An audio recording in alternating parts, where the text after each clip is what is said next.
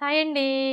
ఈరోజు ఈ వీడియోలో శారీలోని బ్లౌజ్ పీస్‌కి ఈ విధంగా బార్డర్ వచ్చినప్పుడు ఇన్విజిబుల్ పైపింగ్ ఎలా స్టిచ్ చేసుకోవాలి అనేది ఇప్పుడు చూద్దాం. చూడండి, ముందుగా మనం ఏ కలర్ క్లాత్‌తో అయితే పైపింగ్ వేసుకోవాలి అనుకుంటున్నామో ఆ కలర్ క్లాత్‌ని తీసుకొని ఈ విధంగా 1 ఇంచ్ వెడల్పుతోటి మీరు స్ట్రైట్ పీస్ అయినా తీసుకోవచ్చు, లేదంటే క్రాస్ పీస్ అయినా తీసుకోవచ్చు. ఎలా తీసుకున్నా కూడా ప్రాబ్లం ఏమీ లేదండి. ఇక్కడ నేనైతే క్రాస్ పీసే తీసుకున్నానండి. ఇప్పుడు ఈ పీసెస్‌ని జాయింట్ చేసుకోవాలి. ఈ పీసెస్‌ని జాయింట్ చేసుకునేటప్పుడు ఫస్ట్ ఒక పీస్‌ని ఈ విధంగా పెట్టేసుకోవాలి.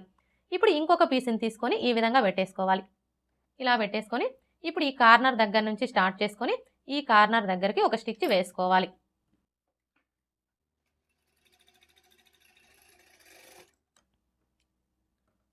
ఇలా స్టిచ్ చేసుకున్న తర్వాత ఇప్పుడు మనకి ఇక్కడ ఖర్చు వచ్చేసి 1/2 ఇంచి ఉండేలా చూసుకొని ఈ ఎక్స్ట్రా క్లాత్ మొత్తం కట్ చేసుకోవాలి. ఇప్పుడు ఈ ఖర్చుని ఇలా ఓపెన్ చేసేసుకోవాలి. ఇలా ఓపెన్ చేసుకొని ఇటువైపున ఖర్చుని అటువైపునకు ఫోల్డ్ చేసుకొని ఈ విధంగా ఒకసారి రఫ్ చేసుకోవాలి.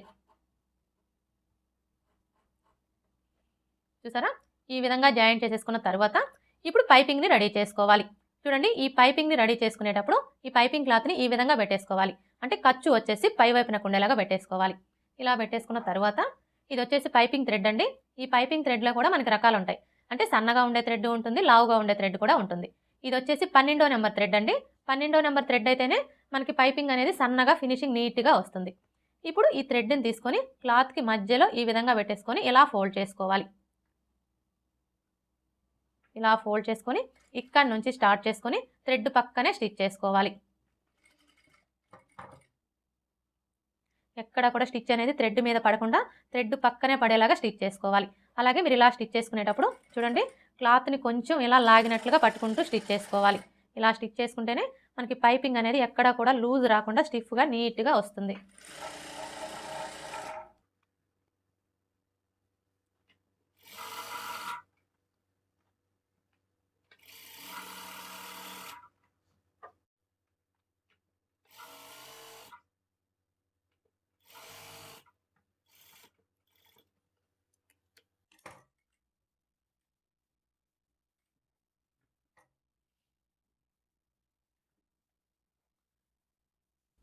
చూసారా, ఇలా స్టిచ్ చేసుకున్న తర్వాత ఇప్పుడు మనకి ఈ పైపింగ్ వెడల్పు వచ్చేసి 1/2 ఇంచి ఉండేలా చూసుకొని ఈ ఎక్స్ట్రా క్లాత్ మొత్తం కట్ చేసుకోవాలి.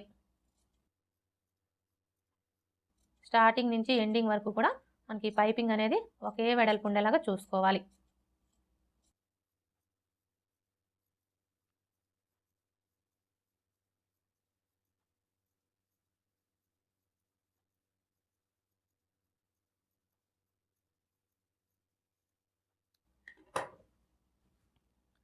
పైపింగ్ని రెడీ చేసుకున్నాం కదా, ఇప్పుడు మనం రెడీ చేసుకున్న ఈ పైపింగ్ని ఫస్ట్ అయితే లైనింగ్కి జాయింట్ చేసుకోవాలి. చూడండి, మనం లైనింగ్ క్లాత్కి జాయింట్ చేసుకునేటప్పుడు లైనింగ్కి ఒకవేళ జాయింట్లు పడ్డాయనుకోండి, అంటే ఇక్కడ ఖర్చు కనిపిస్తుంది కదా, ఈ ఖర్చు వచ్చేసి కింది వైపునకు ఉండేలాగా చూసుకొని జాయింట్ చేసుకోవాలి. ఇప్పుడు ఈ పైపింగ్ని ఇక్కడ నుంచి ఈ విధంగా పెట్టేసుకొని ఇలా స్టిచ్ చేసుకోవాలి.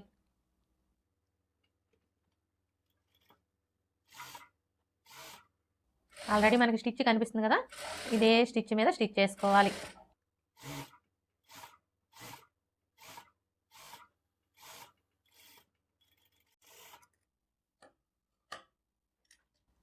ఇలా స్టిచ్ చేసుకున్న తర్వాత ఇప్పుడు మెయిన్ క్లాత్ని తీసుకొని right side wrong side check చేసుకొని రైట్ సైడ్ వచ్చేసి పై వైపునకు ఉండేలాగా పెట్టేసుకోవాలి. ఇప్పుడు మనకి ఇది వచ్చేసి రైట్ సైడ్ అనమాట. ఇప్పుడు ఈ లైనింగ్ని తీసుకొని రాంగ్ సైడ్ వచ్చేసి పై వైపునకు ఉండేలాగా ఈ విధంగా పెట్టేసుకోవాలి. చూడండి, మనకి పైపింగ్ వచ్చేసి లైనింగ్ క్లాత్కి మెయిన్ క్లాత్కి మధ్యలో ఉండేలాగా చూసుకోవాలి. ఇలా పెట్టేసుకున్న తర్వాత ఇప్పుడు ఇక్కడ నుంచి స్టార్ట్ చేసుకొని ఇక్కడ చూసారా మనకు ఆల్రెడీ స్టిచ్ కనిపిస్తుంది కదా, ఇప్పుడు ఇదే స్టిచ్ మీద స్టిచ్ చేసుకోవాలి.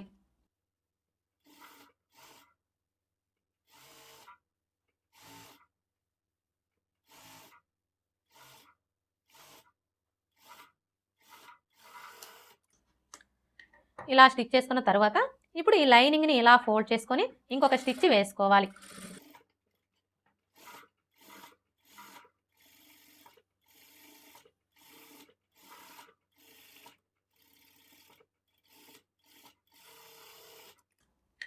ఇలా స్టిచ్ చేసుకున్న తర్వాత ఇప్పుడు ఈ లైనింగ్ని ఇలా ఫోల్డ్ చేసుకొని 1/2 ఇంచ్ మార్జిన్తో ఒక స్టిచ్ వేసుకోవాలి.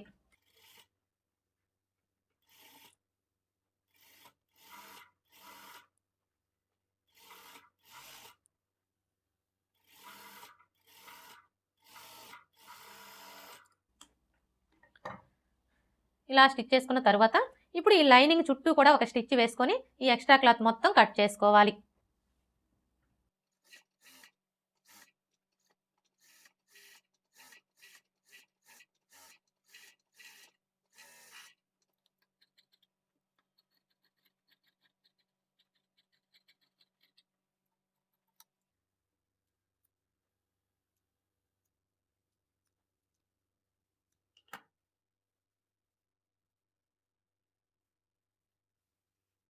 హ్యాండ్కి ఇన్విజిబుల్ పైపింగ్ ఎలా స్టిచ్ చేసుకోవాలో చూసారు కదా.